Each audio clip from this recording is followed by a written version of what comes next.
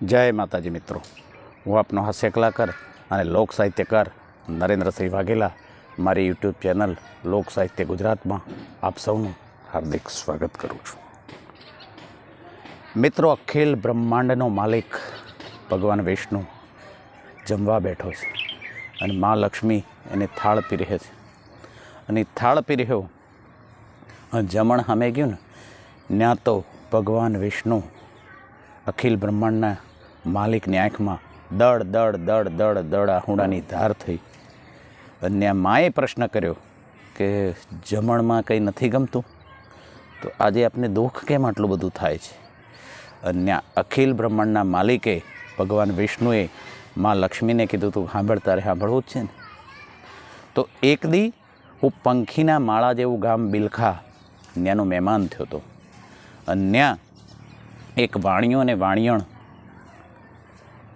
बहु भोळा अने भक्तिवाळा छे, सुशील संस्कारी छे अने एमने एवुं व्रत छे कि कोईपण साधुने जमाड़ीने जमवुं, पण अठवाडियाथी हेली थई थी एक पण साधु फरक्यो नहीं एटले दुखी हता अने एक दीकरो एमनो चेलैयो ए पण उपवास करतो।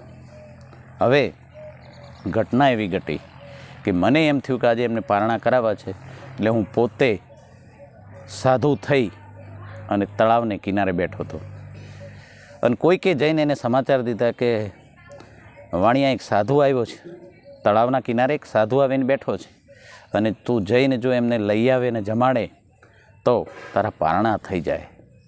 अने ए वाणियाए गड़गड़ती दोठ मूकी थी हूँ अने मारी पाहे आवी बे हाथ जोड़ी अने मने कीधुं तो कि साधु साहेब मारा घीरे पधारो, अमारा धर्मपत्नी मारे ने मारा दीकराने अठवाडियाथी उपवास चाले छे अने मैं कोई साधु के संतने जमाड़्या विना जमता नथी, एटले आप मारा घीरे पधारो अने जमो एवा आपने हूँ आजीजी अने विनंती करूँ छूँ। पण मैं कीधुं जो वाणिया तू मने जुए छे, मने रक्तपित्त थयो छे, लोहीना रगेड़ा उतरे छे आखा शरीरे, परू गंधाय छे, हवे एम न आवुं, पण तारी पत्नी जो माथे हुंडलो लई एमां रोना पोल मूके, एमां रूना पोल मूके अने मने थड़कारोय न आवे एम धीरे धीरे धीरे तारा घीरे लई जाए अने मने जमाड़े तो हूँ आऊँ। वाणियाए कीधुं कांई वांधो नहीं बापू, घीरे जईने वाणियणने के हाले हारे, पण शरत एटले छे कि एक साधु आव्या छे अने साधुने रक्तपित्त थयो छे अने साधुनी शरत एवी छे कि तमारा घरना मोढुं बगाड्या वगर अने हुंडलो लई एमां रूना पोल मूके अने मने थड़कारोय न आवे ए रीते जो तारा घीरे लई जईने जमाड़े तो हूँ आऊँ। अने न्या देशनी नारी शक्ति बोली छे मित्रों कि कांई वांधो नहीं, हुंडलो लीधो, एमां रूना पोल मूक्या अने रूना पोल मूकी अने हुंडलो लईने वाणियोने वाणियन न्या गया छे। तळावनी पाळे साधुने हुंडलामां बेहाड्यो छे, हुंडलामां बेहाड़ी अने वाणियण छे ए माथे हुंडलो ले छे अने धीरे धीरे धीरे धीरे डगला मांडे छे। लोहीना अने परूना रगेड़ा वाणियणने आया अने कपाळथी गाल सुधी उतर्या छे, पण वाणियणने छोच नथी लागी। घीरे लाव्या छे प्रभुने, एमने खबर नथी कि आ कोण छे, संत समजीने घीरे लाव्या अने घीरे लावी अने कीधुं बापू चा बा पीवो ने पछी जमवानुं तैयार करी दीधुं, आप जमो पछी अमे जमशुं। એટલે સાધુએ કીધું કાંઈ વાંધો નહીં અને બરોબર જમવાનું થાળ વાણિયાના ઘરમાં શું હોય, સાત્વિક ભોજન, સાદું ભોજન, દાળ ભાત શાક કઠોળ પૂરી શ્રીખંડ એ બધું તૈયાર કરી અને થાળ બાપુ માટે પીર્યો અને આસન જમાવી દીધું। બાપુને કે બાપુ પધારો જમવા। બાપુ હાથ ધોઈ અને જમવા પધાર્યા છે ને આમ નજર કરી છે કે વણિયા આ શું છે। સાધુની પ્રકૃતિનો મરોડ બદલાયો નહીં, બોલ્યા કે આ શું છે વાણિયા, જો તારી ત્રેવડ નહોતી તો મને નહોતો લાવવો જમવા, કારણ કે અમે તો અઘોરી બાવા છીએ, અમે પરમાટી ખાઈએ, અમે માંસ ખાઈએ, આ ભોજન અમારા કામનું નથી અને જો તારી ત્રેવડ ના હોય તો મને પાછો મૂકી જા તળાવને કિનારે, મારે નથી જમવું વાણિયા। અનવાણિયો મૂંઝાણો કે પ્રભુ હવે વાણિયાનો દીકરો લોહીનો છાંટો ન જોઈ શકે એ ભક્તિના સથવારે લપાતો છુપાતો ધીરે ધીરે ધીરે કહાઈવાડે જાય છે અને કહાઈવાડી જઈ અને પરમાટી લઈ આવે છે। પરમાટી લાવી અને વાણિયાને બિચારીને જેવું આવડ્યું એવું એને સરસ મજાની રસોઈ બનાવી અને તૈયાર કરીને ફરી થાળ પીર્યો અને ફરી સાધુને જમવા બેહાડ્યા।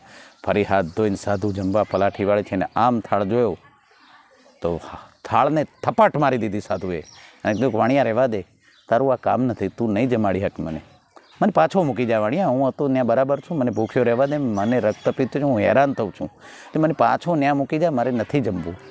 પણ વાણિયો કે બાપુ જવા ન દઉં, જમ્યા વગર આજે આપને જવા ન દઉં તો શરત એટલી કે કોઈ 32 લક્ષણું બાળક હોય એની માટી હું ખાઈશ. આ પરમાટી તું કોની લાવ્યો છે?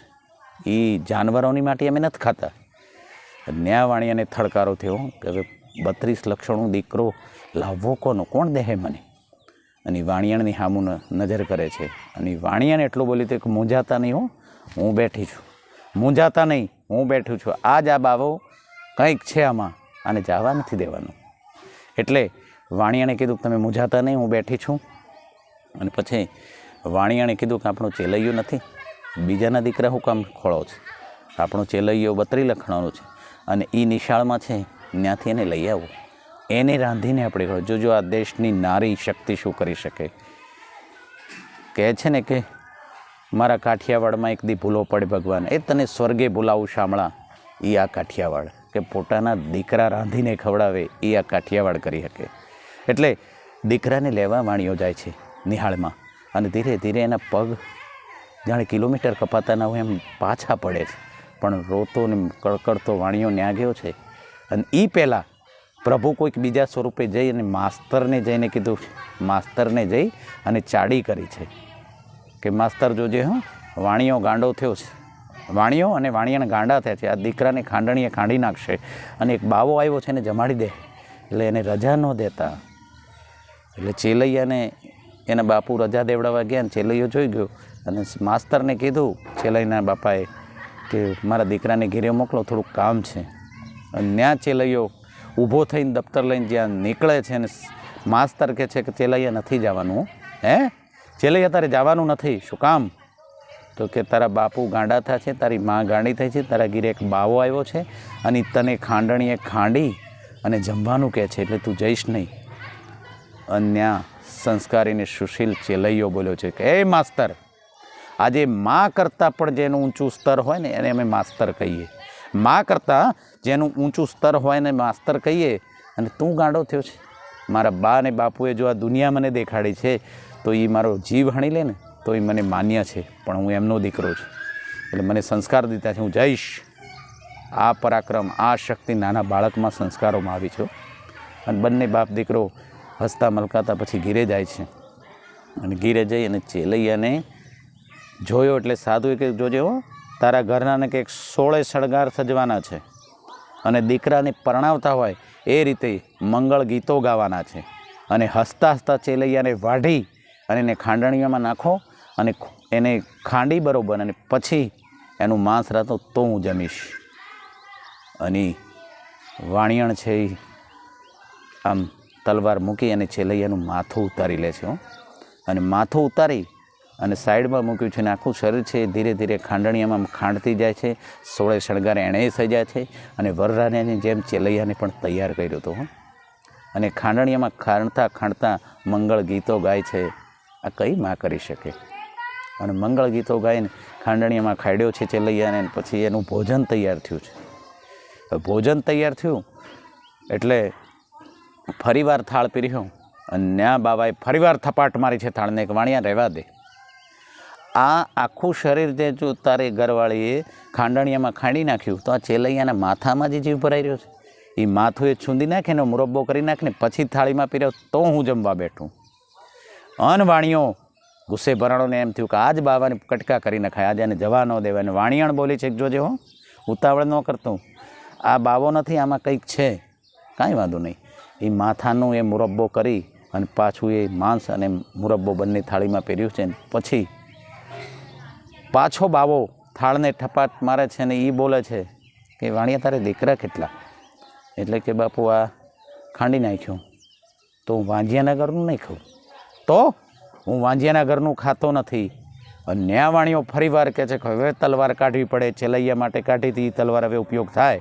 પણ નારી શક્તિ બોલી છે કે ઊભો રે વાણિયા, એ બાવા હવે હું તને જવા નહીં દઉં, જમ્યા વગર અહીંયાથી ઉઠવા નહીં દઉં, કારણ કે બાપ તરીકે તારી સામે હું આજે બોલું છું કે મારા ગર્ભમાં 6 6 મહિનાનો એક બાળક અને દીકરો જ છે એ મને ખબર છે ને, એ બી 32 લક્ષણો જ હોઈ શકે. એટલે એ ખાંડણીયામાં ખાંડવું અને કટાર કાઢી છે, અને કટાર કાઢીને જ્યાં પેટ ચીરવા જાય છે ને મિત્રો, ત્યાં હાથ પકડી લે છે પ્રભુ, અને સાક્ષાત ઈશ્વર દર્શન દે છે. અને ભગવાન વિષ્ણુ પછી માને કહે છે કે મેં જમ્યું નહોતું, પણ એ ભોજનની સુગંધી, એ ભોજનનો સ્વાદ આજ લીકી તમારા થાળમાં નથી આવ્યો. નમસ્કાર મિત્રો, મારી વાત આપ સૌને પસંદ આવી હોય ચોક્કસ લાઈક, શેર અને સબસ્ક્રાઈબ કરશો. જય માતાજી.